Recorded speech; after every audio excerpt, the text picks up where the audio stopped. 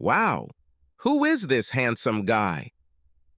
Both Cindy's husband, Jim, and their friend Barbara were shocked by her question. They hadn't even entered the yard through the gate yet.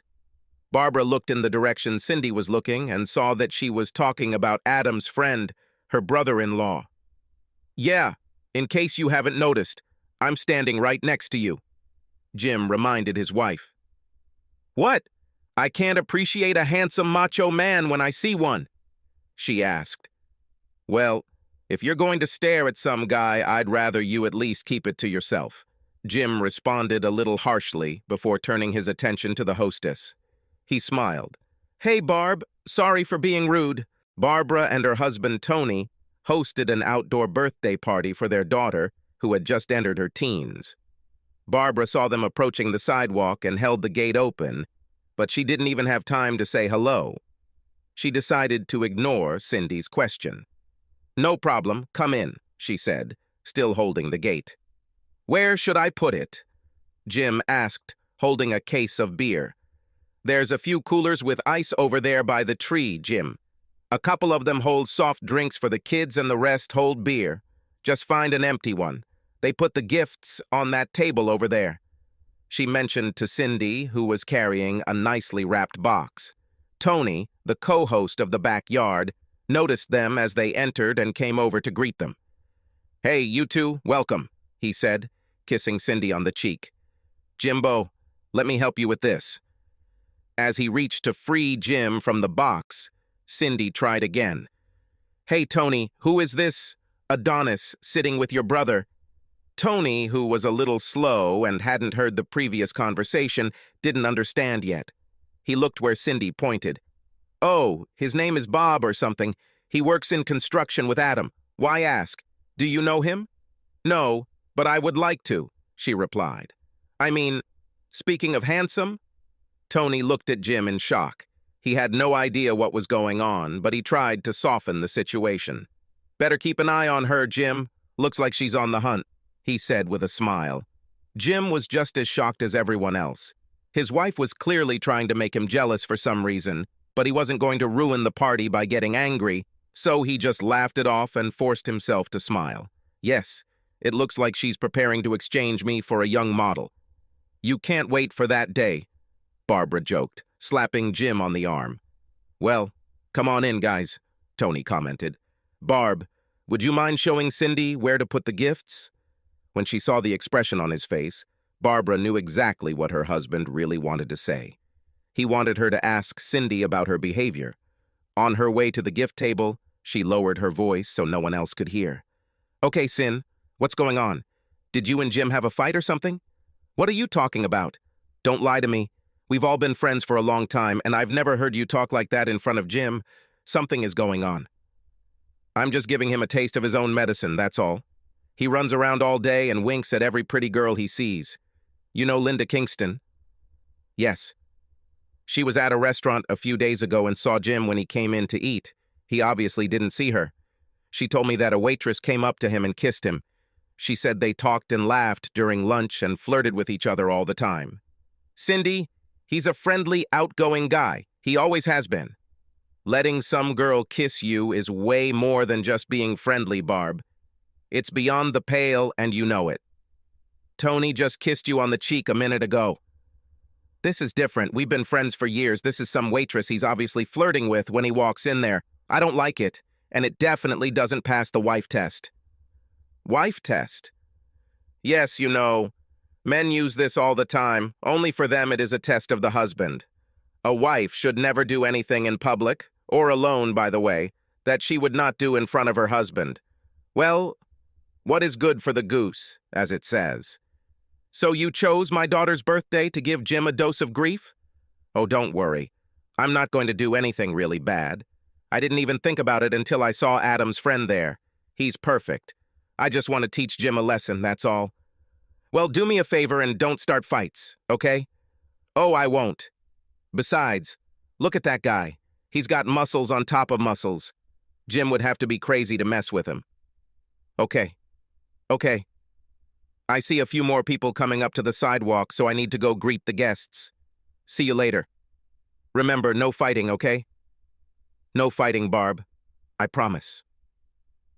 She looked around and saw Jennifer, the guest of honor, talking with her friends, and decided to go over to wish her a happy birthday. Jim had just finished helping Tony put away the beer and decided to do the same. They both arrived at the same time. Cindy spoke first. Congratulations, honey, you're now officially a teenager. Now you can really give your parents a hard time, she laughed. That goes for me too, Jen, Jim chimed in. The congratulations part, I mean. I'm not sure about giving your parents a hard time, he joked. Jennifer laughed at Jim's joke. It was common knowledge in their circle that she had been in love with him since she was little. Thank you, she replied, hugging Cindy and kissing Jim on the cheek. These are my friends, Coral, Katie, and Debbie, she announced. They both talked with Jen and her friends for a few more minutes, but Cindy was eager to continue her plan for Jim's lesson. Honey, she said to the girl on her birthday, I'm going to come over and say hello to your uncle. See you later. Jim was about to walk with her when he saw Tony sign to him. As Cindy started walking, he commented, Be good. She just gave him a sinister look. Jim walked over to Tony, who was still standing by the refrigerators. What's up, buddy? I just thought I'd give you a heads up, Barb said to Cindy. Looks like you were flirting with some waitress. Cindy heard about it and decided to give you a lesson. I think that's what this whole pretty boy talk is about. Jim thought for a moment. I don't know what she's talking about. I didn't flirt with any waitress that I know of. Did she say where it was, or who supposedly saw me? I don't know. I don't think she said. But I'm sure she's planning on using Bob to make you jalouse, so try to stay calm. Okay. While Tony and Jim were talking, Cindy approached her target. Hi, Adam. Hi, Cindy. How are you? Okay, I guess. Who's your handsome friend? While Adam stood there open-mouthed, his friend stood up and introduced himself. Hi, I'm Bob. I'm assuming you're talking about me, right? He said with a charming smile. Who else? She answered. Cindy, Adam interrupted. Where's Jim? He's over there talking to your brother. I'd like one of those, she said, pointing to the beer Bob was holding. Hey, Adam, be a gentleman and get the lady a beer while we get to know each other better. Not wanting to be impolite, he agreed. As soon as Adam went to the refrigerators, Bob offered Cindy his vacated seat. As she sat down, she looked at her husband, who was looking at her reproachfully. She liked knowing that her plan was working. She turned to start a conversation with her new friend. As Adam walked over to the refrigerators, he walked over to Tony and Jim. What happened to Cindy? What did she do? Asked Jim. She's flirting with Bob over there. Who is he anyway? He works with me. We're working on that big skyscraper downtown. I've known him for about 6 months. He seems okay, but he's definitely a ladies' man, and I wouldn't trust him with women, as far as I could throw him. He didn't bring a girl with him? Asked Jim. No, well, it was last minute. He was supposed to play golf today. We had just finished work yesterday around 5 when he got the cancellation message. He started complaining that he had nothing to do today, so I invited him to the party. At least Jim knew what his wife was up to. He just wasn't sure how to handle it. He knew his wife well. Once she has her mind set on something, she won't stop until she proves herself right. If he ignores her, it may encourage her to go further than she intended. On the other hand, if he runs into her, Bob might try to cause trouble. He was going to avoid this at all costs. Adam, do me a favor, okay? Just stay close. Let me know if you think things are getting out of hand. Okay, Jim. Adam grabbed a cold beer from the refrigerator and returned to Bob and Cindy, who were deep in conversation. Adam handed Cindy her beer and pulled up another chair. They were still talking, but he thought it was time to intervene. Maybe Bob will get the hint. Hey, I saw the photos Jim took of that sawmill fire the other day. He's a really great photographer. Is he going to enter the press photography competition again this year? She seemed a little annoyed that she and her new friend were interrupted, but she didn't want to be rude to Adam, so she responded politely. I guess? She turned to see Bob looking at her curiously. My husband is a photographer at Tribute. Last year he won several awards in a state competition they hold for press photographers. Oh, I see, he replied. That's him over there, right? He said, looking away with slight contempt. "It's him," she answered in an indifferent tone, the intonation of which neither Bob nor Adam could help but notice. "I like to work with my hands," Bob retorted, "to build strong, gigantic structures that will last 100 years. That's my reward. Yours too, right, old man?" he asked Adam. What was he supposed to say? That's right, Bob. Assuming that Bob had just ended the little conversation about her husband, Cindy immediately returned to the conversation, mostly ignoring Adam. He felt like an idiot. He'd heard Bob use the same phrase about working with his hands on women in bars before. It always seemed to impress them, so he gave Bob the opportunity to cut his way through it. Feeling that he was doing more harm than good, Adam excused himself and went to wish his niece a happy birthday for the 20th time. Jim interacted with other guests, but never took his eyes off Cindy and her new friend. None of the guys he talked to mentioned his wife having fun with another man, but women started talking about it. He even heard Jenny talking to her friends. "He's a newspaper photographer," she told her classmates. "My dad says he gets into trouble all the time because of his job. I'm surprised he doesn't go over there and punch that guy in the nose." Jim chuckled to himself. Unfortunately, it wasn't Bob's fault, really.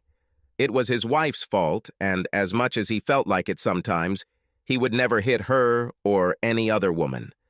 He looked to the side and saw an empty beer bottle sitting on the ground next to Cindy's chair and another in her hands. She tends to drink more when she's nervous. This was not good. Bob had 3 empty bottles next to his chair. And then he heard Tony. "Is everyone hungry?" Tony stood at the grill. Jim was so absorbed in thinking about Cindy that he didn't even notice the smell of cooking meat. "We have hamburgers, bratwurst, and chicken cutlets," Tony announced. "Potato salad and other goodies are on the table over there. Everyone starts taking their plates." Jim thought this would be a good time to separate Bob from his wife. Maybe they could find a quiet corner to eat and he could find out more about who he was supposedly flirting with. As he turned in their direction, he saw the 2 would-be lovers place their beer glasses next to their chairs and stand up. Bob seemed to have decided that she would be his for the whole day, and he took her elbow possessively. "Not on this planet," Jim muttered under his breath. He quickly approached it. "Oh, excuse me, do you want to let go of my wife's hand?" Bob immediately released Cindy's hand and raised both hands, palms facing Jim. "Sorry," he said with a half-smile. "We were just going to go get some food." "Yeah. Well, now I can take it upon myself, thanks," Jim replied sharply. He took Cindy by the other elbow and literally led her to the food table. "What's the matter with you?" Cindy asked. It was extremely rude. He ignored his wife's comment, maneuvering her in front of him as they joined the food line. "Get food," he said dryly. "You and I will go over there to the barn and talk while we eat." Adam saw the exchange between Jim and Bob. Since his colleague was alone for the first time in a long time, he decided to take the opportunity to talk to him. "What are you doing?" he asked angrily. "She's married to one of my brother's best friends. Leave her alone." "Hey, man, you should tell her that. She's the one hitting on me. I'm just being polite." "Polite, my ass. I'm serious, Bob. Look, if you think you have a chance of sleeping with her, forget it. She's using you to get back at Jim for allegedly flirting with some waitress. Don't get involved in it." Okay, you win.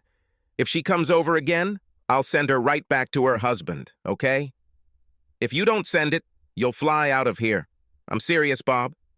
"The word of a pioneer," he replied, holding up 3 fingers in the Boy Scout salute. "Now can I go eat?" "Yes, go."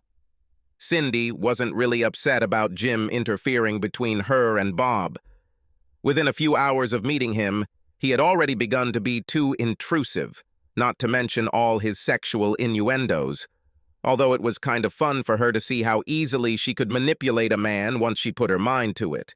However, she could tell by the way he took her hand that she had pushed her husband to his breaking point. She promised Barbara not to start fights, and Jim had already shown that he wasn't intimidated by Bob's muscles. She needed to spend the rest of the day with her husband. She just hoped he had learned his lesson.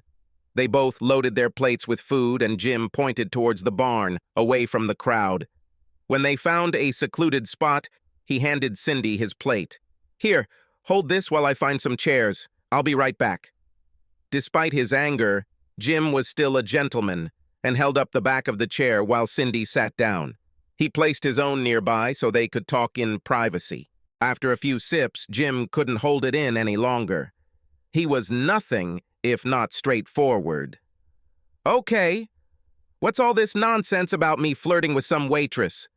Tell me yourself. Cindy, damn it. You know how much I hate playing these stupid word games. Where was all this flirting supposed to happen? When?" "Not sure where. It was last week somewhere." "Well, that certainly narrows it down, doesn't it?" "Well, I'm sure you know better than me, or have you been flirting with all the waitresses?" "Listen, waitresses do the hard work. I say hi, I smile, I joke a little, "You kiss them," Cindy intervened. "Kiss them?" "That's what they told me." "Then one of two things happens. Either it's a case of mistaken identity, or someone is lying to you because you're the only woman I've kissed since we started dating." Cindy looked into his eyes. Although she wasn't sure if she could actually tell if he was lying or not by his eyes. But she wasn't sure then, because as far as she knew, he had never lied to her. "Why would anyone tell me they saw you kiss a waitress if it wasn't true?" "I have no idea," he said, taking a bite of his burger. "This is your friend. Ask her why she's lying to you." "How do you know it's a woman?" "It definitely has to be a woman. If you have a male friend who tells you he saw me kiss a waitress, you've answered your own question." At first, Cindy thought that maybe he actually saw her friend at the restaurant and kissed the waitress anyway, without even caring that it got through to her, but she wasn't sure what he meant by his last remark. "What do you mean? If it's a man?" I answered my own question. "It's just that if it's a man, he wants you and is trying to create trouble between us, probably thinking he might have a chance with you by being a good friend and offering you a shoulder to cry on." "Oh, that's funny." "Yes, think about it. Was it a man?" "No." "Okay, then we're back where we started. You'll have to ask your friend why she's lying to you." There was an awkward silence as they both finished their lunches. When they finished, Jim had some final words. "Now it's Jenny's birthday party, and I'm not going to ruin it by arguing with your new friend. So if you keep throwing yourself at him like you've been doing so far, I'll just leave you here and you'll make your own way home. Or you can spend the night with Mr. Muscles, in which case you won't have a home to return to. Got it?" She was a little shocked by his anger. "God, Jim, don't go too far. I'm not going home with Bob. I didn't even think about it until I saw Adam's friend there. He's perfect. I just wanted to teach you a lesson, that's all. Well, now you showed me, so it ends here." He stood up, took his wife's paper plate and empty beer bottle, and went to throw everything in the trash. Turning around, he was glad to see his wife standing next to him. Bob, on the other hand, was not happy at all. He watched their conversation out of the corner of his eye as he sat alone, eating his chicken cutlet. He didn't believe for a minute that she was just using him. She was ready for action. There was not a shadow of doubt in his mind about this. He already imagined her standing naked in front of him. Unfortunately, as he saw it, Bob also recognized the need for secrecy. He had previously hoped that they could sneak off to the upstairs bedroom or maybe out to his car, but that was now out of the question. They were in plain sight. No, he would have to put off enjoying that beautiful body, at least for a while. There was still plenty of time at the party, and despite their unresolved issues, Jim and Cindy were determined to enjoy themselves. She stayed close to him for the rest of the day, sometimes moving away to talk to friends, but always returning to her husband. The only time Cindy had any contact with Bob was when everyone gathered to sing Happy Birthday and watch Jenny blow out the candles on the cake. Bob took the opportunity to sneak up on her and rub her ass while everyone sang. At first, she thought it was Jim, but he was on the other side of her.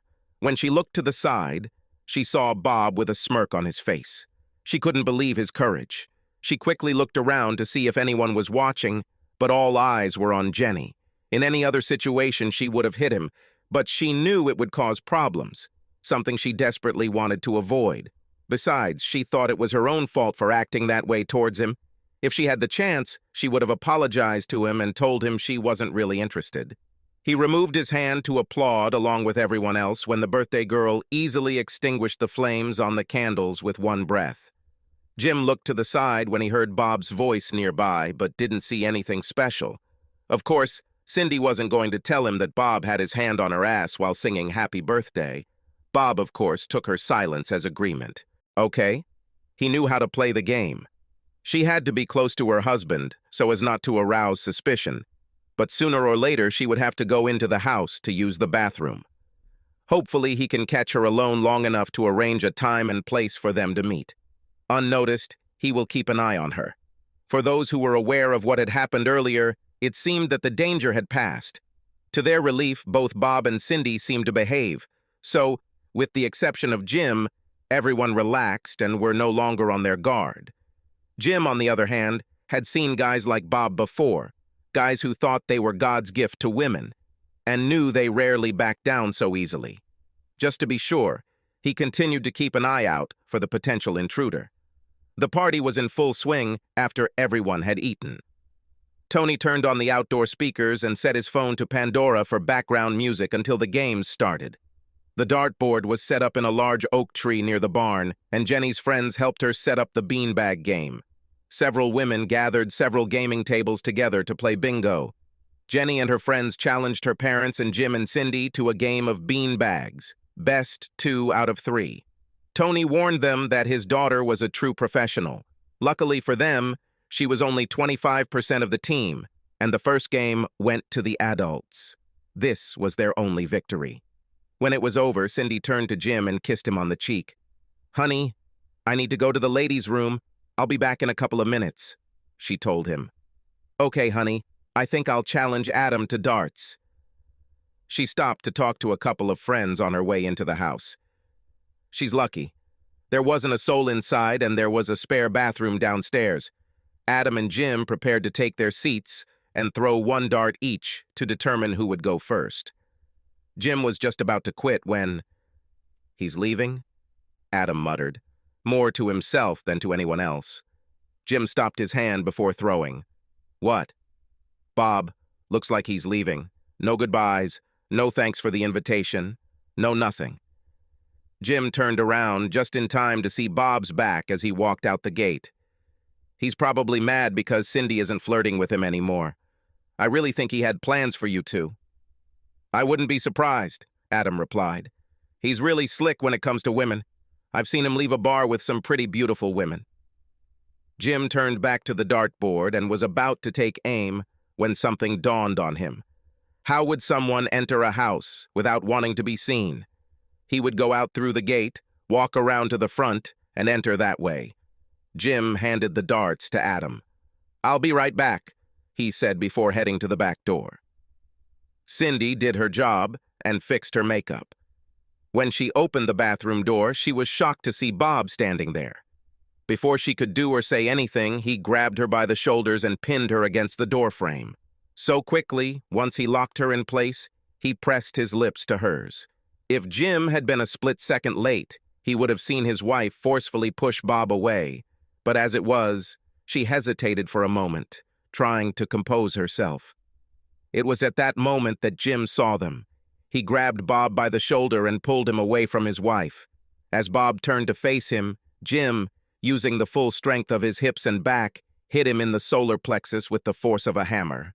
Cindy watched as her would-be suitor stumbled back into the bathroom and fell to one knee. He held onto the sink with one hand for support and clutched his chest with the other, trying to catch his breath. Cindy's brain was still trying to keep up with events. Everything happened so quickly. It seemed like she had just opened the door, and everything suddenly turned into chaos. She turned to face her husband, but he was not there. She looked one way, then the other, but he was nowhere to be seen. "Jim?" That's when she heard the car start. She ran out onto the front porch just in time to see their car pull out of the driveway and head home. That's when she realized what it was all supposed to look like, especially after she'd been flirting with Bob all this time. She ignored Bob, who was still in the wheezing and coughing stage of trying to catch his breath, and ran out the back door. The first person she saw was Adam, who seemed to still be waiting for Jim to return. "Adam, you need to take me home. Now!" He looked at her and was very puzzled. She was in a panic. He looked for Jim, but didn't see him, and he didn't have the slightest idea why she was asking him to take her home. "Cindy, what happened? Where's Jim?" "He left. He found Bob kissing me and—" "What? Is he hurt?" "No, Bob is still in the house. I'm not sure if he's hurt. Jim hit him hard." Adam couldn't help but smile. "Jim beat up Bob?" Yes. Please, Adam, I need to get home to explain what happened. He was so angry. I'm not sure what he's going to do. I'm afraid he's planning to leave me." "Oh, I doubt it, Cindy. He's angry, but not that angry. You didn't see him just now." "Cindy, I was the first one to arrive. I doubt I'll be able to leave. I'm sure I'm blocked." "You're welcome, Adam." "Okay, give me a second to tell Tony we're leaving, and I'll see if we can get out of here." He hurried and gave his brother a rundown of what had happened, then walked around the house only to see what he expected. At least 6 cars parked behind him. "Cindy, you're going to have to call a taxi. There's no way I'm leaving here." "This will take too long. Let me borrow your car." "Are you kidding me? No way." He didn't know Jim and Cindy as well as Tony did, so he wasn't sure how well-founded her concerns were. He didn't really think Jim would leave her, but he definitely didn't want to be the person who could save their marriage, and didn't. "Okay," he sighed. "Tony will kill me, but sit down." There was only about a foot between his car and the garage door. Adam turned the steering wheel all the way to the right and crept forward until his front bumper touched the door, then turned the steering wheel the other way and rolled back until he felt his rear bumper touch the car behind. He did the same back-and-forth maneuver several times until he was able to drive onto his brother's beautifully manicured front lawn, narrowly missing the car behind him. Cindy was silent the whole time. In fact, she was almost beside herself with everything that was happening. She kept imagining her husband's angry face. She had never seen him so angry before, and she had never seen him hit someone so hard. When she realized that the car was moving forward, her anxiety only increased. She had no idea what she would face when she arrived home. Before she knew it, they were turning into her driveway. Adam stopped the car behind Jim's car. "Do you want me to come in with you?" She thought about it for just a moment. "Thanks, Adam. I appreciate the offer, but I created this mess. Now I have to clean it up." She got out of the car and waved to him to let him know she would be okay. She walked up the steps on her front porch as if her legs weighed 10 pounds each. Once inside, she took a deep breath to gather her strength. He wasn't in the living room. She feared that he was upstairs, packing his things. Just as she started to get up to see if she could talk to him, she heard the noise of a coffee grinder. "Does he make coffee?" she asked herself. Maybe things weren't as bad as she thought. Jim saw her quietly watching him from the kitchen doorway. "Did your lover bring you home?" "If you mean Bob, he's not my lover. And the last time I saw him, he was still lying on the bathroom floor, trying to catch his breath." Jim couldn't help but chuckle at the thought. "Adam brought me home." Jim nodded his head but said nothing more. It was strange. She expected him to at least yell at her, tell her what a fool she was, how ashamed he was. Something. Well, if he's not going to talk, she will. "He caught me off guard, Jim. I didn't kiss him, honestly. He was standing outside the door when I opened it. He pushed me against it and kissed me. I didn't see you push him away. You didn't give me a chance. I was stunned. It took me a second to even realize what was happening, but you hit him before I could push him away." She still wasn't sure if her husband's calm demeanor meant he had truly calmed down, or if it was the calm before the storm. During their conversation, he never stopped doing what he was doing. She almost wanted him to yell at her. His obvious appetite kept her on tenterhooks. "Well, so what?" he asked, pressing the button to start the coffee machine. "Jim, I've never seen you so angry before. I really thought that by the time I got home, you'd be getting ready to leave." "Don't tempt me," he growled. "Yes, you're right. I'm angry," he said, raising his voice. That show you put on was childish and disrespectful. The only reason I'm not more angry is because most of the people at the party knew what you were up to, but you know what makes me even more angry than your stupidity? The fact that you chose to believe one of your stupid friends over me. Have I ever lied to you, huh? The anger he had been holding in began to burst out. Have I ever had reason to be jealous or suspicious? No, never. She'd never heard him call her friends fools before, but she wasn't going to argue with him about it. Honey, I just know how friendly you are all the time. I've seen it with my own eyes. You can meet a complete stranger and make him a friend in 5 minutes, and yes, I've seen you do it with women, too. You may not realize it, but I saw the look in their eyes when you left. I know for a fact that they would drop their panties in a minute. Oh, that's bullshit. You're making me look like Brad Pitt or something. Things were getting worse. She needed to back away before he actually left. Jim, all I'm saying is that you have a great sense of humor and an outgoing personality. People like you. I just want you to realize that some women take this as flirting. They may think you're approachable. It doesn't matter whether you're married or not. She thought she had calmed the situation. So, does this have anything to do with you thinking I go around kissing waitresses and you trust your girlfriend more than your husband? Damn, she thought she could dodge that question. They continued to argue for another 20 minutes, neither of them conceding to the other on the basic issue. Trust. Neither of them spent the night on the couch, in another room, or in another bed. But Cindy knew that sex was definitely not going to happen. He wasn't in the mood for love, and she wasn't about to humiliate herself by trying to change his mind. The following Tuesday, Jim met Tony for drinks after work. Jim was already sitting and had just taken the first sip from the bottle when his friend approached with a big smile. "Hey, Rocky, how's Adrian?" he said, doing his best Stallone impersonation. Jim looked at his friend. "Isn't that what Rocky says?" "Yes, but I can't imitate Burgess Meredith, so make do with what you have," he replied with a laugh. He sat down next to Jim and ordered a beer. "No kidding. How are you and Cindy doing? We barely talk to each other now. I'm still angry and she knows it, so she just tries to avoid me. When are you going to let her go in peace?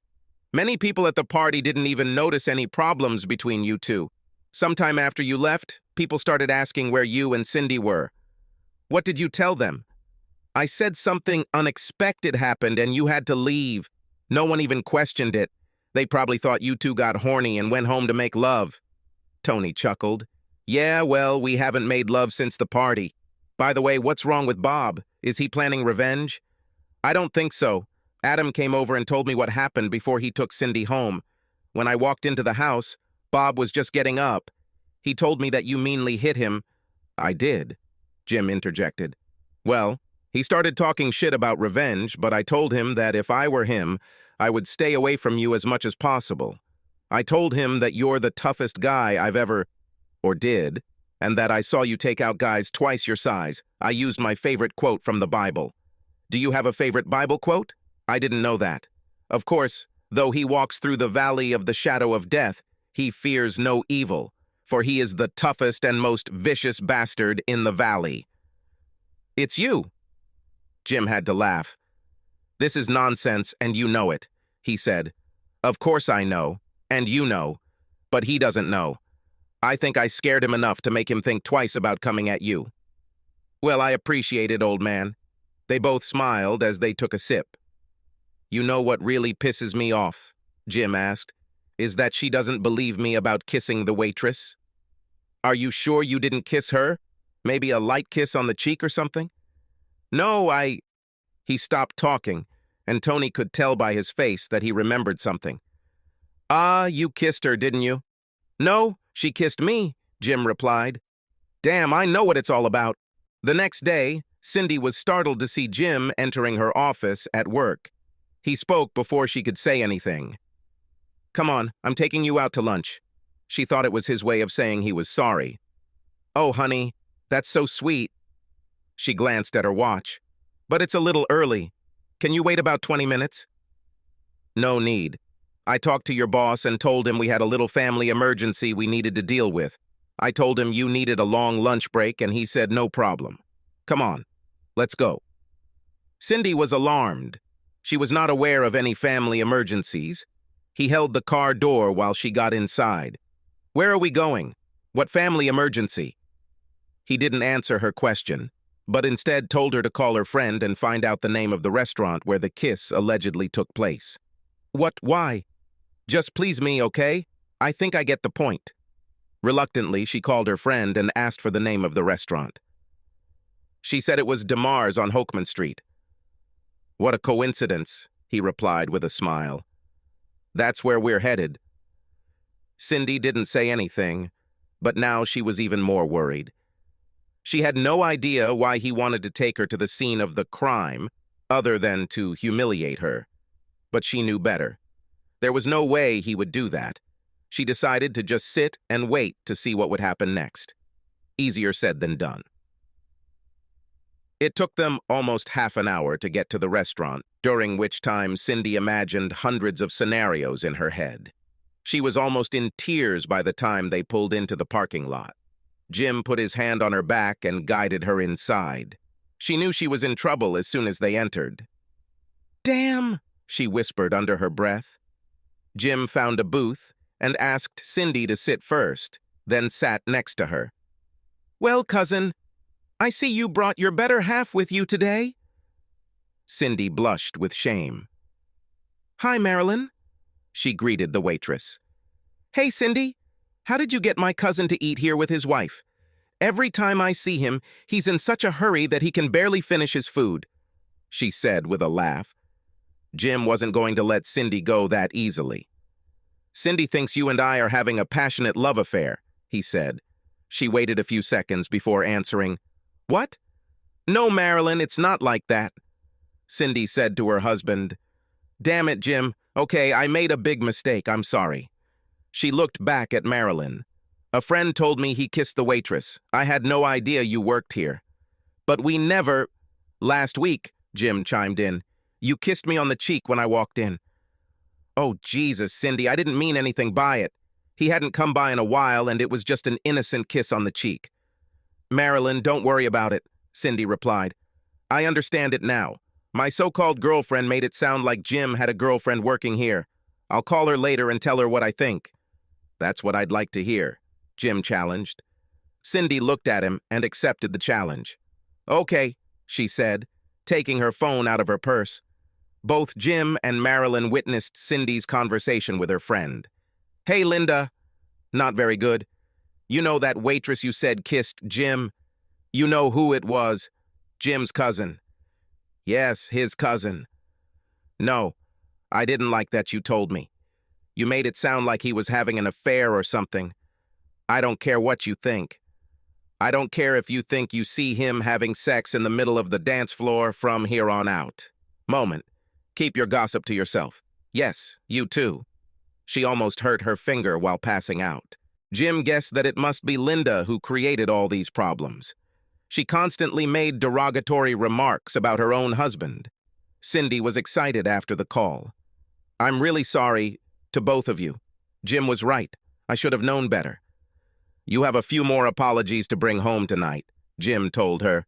"You owe Tony, Barbara, and even Jenny an apology." "What about Bob?" "You can tell Bob to go to hell. You can't pursue a married woman, no matter how much she flirts." Marilyn was still standing next to their table. "Who is Bob?" she asked. "Her boyfriend," Jim freely interpreted. "Boy." She was surprised. "Don't listen to him, Marilyn. I made a mistake, and he's not done teasing me about it yet." "It looks like you had a cool weekend," Marilyn said. "Let's just say I'm pretty sure Cindy learned something about trust," Jim replied. Cindy was more than a little embarrassed. She blushed as she opened the menu. "So, Marilyn, what do you recommend?" Later, after dinner, Cindy spent nearly an hour on the phone apologizing to her friends, including Jenny. That night, they both lay naked in bed. "Are you still angry?" "It depends." "From what?" "On whether you still think I would cheat on you." "I never really thought you were cheating on me." I was worried that you might give some woman a reason to think you would. I just didn't want you to encourage her. He thought about it and remembered how angry he had been watching her flirt with Bob. He would never admit it, but he really felt what it was like to be in her shoes, even though she went too far. Just as he was about to tell her that all was forgiven, he felt her hand slide down his body. "Come on, honey, you can't stay mad at me," she said sweetly. A month later, Cindy and Barbara were having lunch together. "You and Jim seem to be getting along. Is he still flirting with the waitresses?" "Not much," Cindy replied. "He's still as friendly as ever, and I wouldn't want that to change. I love that about him, but he seems to hold back sometimes now." "This is all you ever wanted, isn't it?" "Exactly." Barbara guessed the answer to her next question, but asked anyway, "Have you heard anything from Bob?" "No, and to be honest, I'm a little offended. One hit, and he just disappeared, coward." They both had a good laugh about it. Subscribe to our channel so that your second chaff doesn't cheat on you, and go ahead and listen to the next story, because this story is nothing compared to the next one. If you're under 18, don't even think about listening to the next one.